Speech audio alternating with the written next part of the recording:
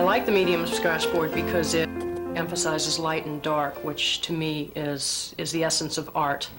My interest is in getting the anatomy correct, in getting motion, if I can, even in a still animal.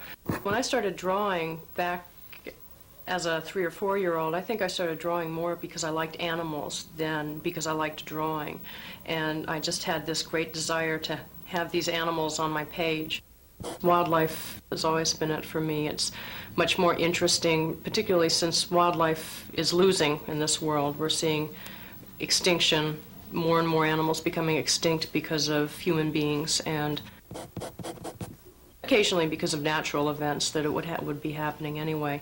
But there's just something special about wildlife that we miss living in cities and living the kind of lives we lead.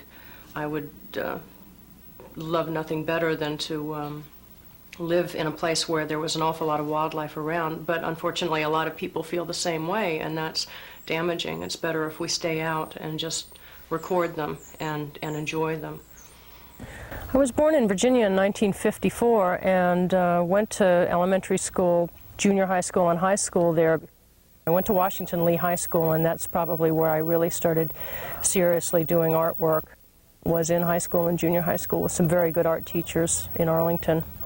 Probably all students that take art do some Scratchboard and get at least a little experience in it.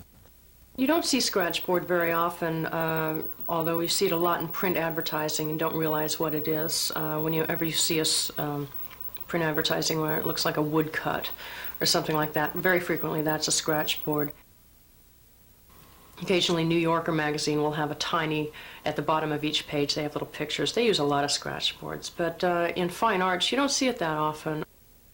I live in Annapolis now. I've lived in Annapolis for just about a year on a small tidal creek off the South River, which is absolutely full of birds.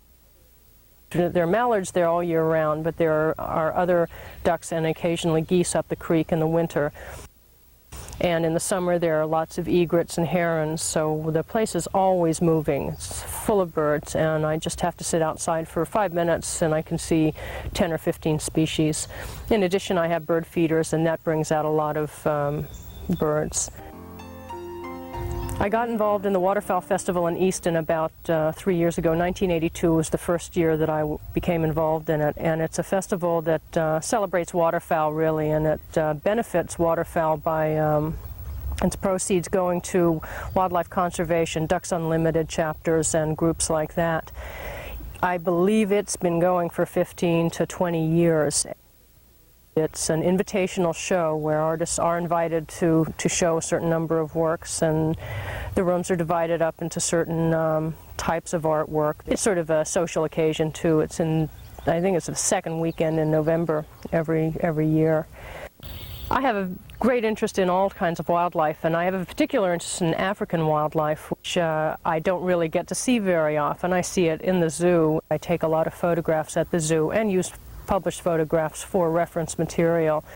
The kind of day I'll choose to go down there with my camera will be a weekday in the winter often, when there's fewer people around and when it's sunny, and just go from enclosure to enclosure and photograph the animals or just walk around.